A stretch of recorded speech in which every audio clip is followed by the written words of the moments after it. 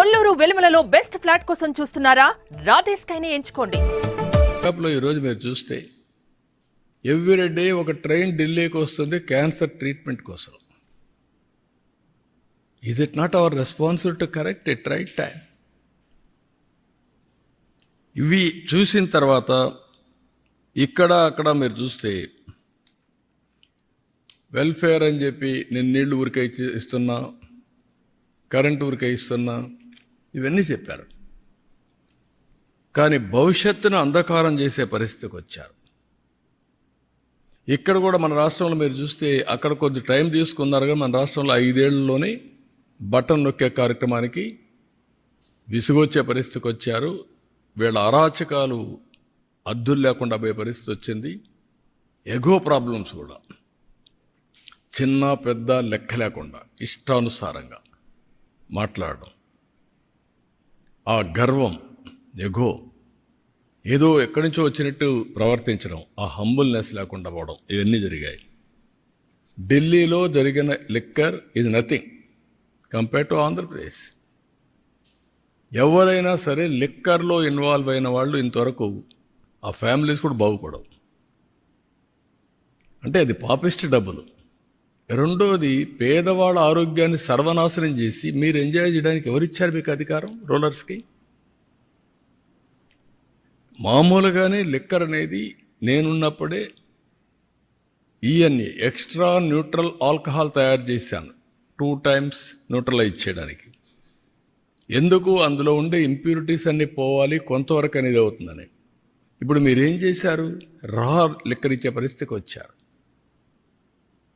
టోటల్గా ఆ లిక్కర్ తాగితే ఏమవుతుందో తెలియకుండా కిడ్నీస్ ఫెయిల్ కావడం, చాలా సమస్యలు వచ్చాయి.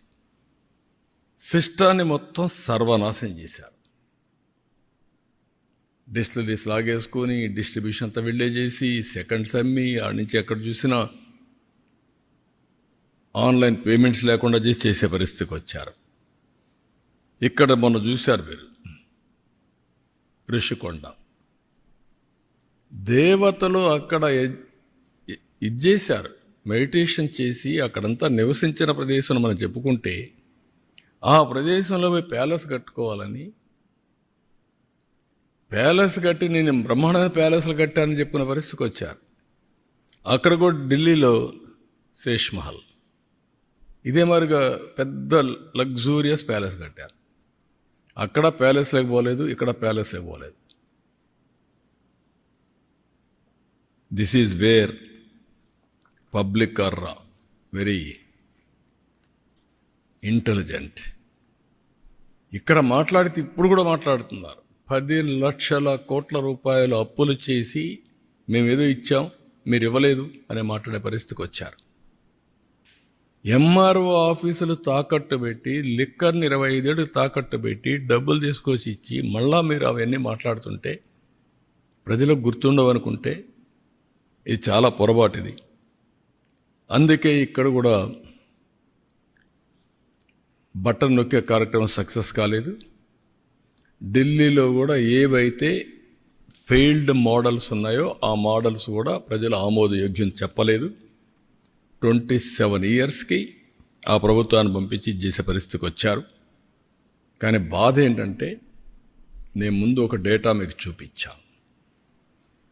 ఈ డేటా ప్రకారం ఏం జరిగింది అని చూస్తే యాస్పిరేషన్స్ ఆఫ్ పీపుల్ టోటల్గా ఆవిరైపోయినాయి.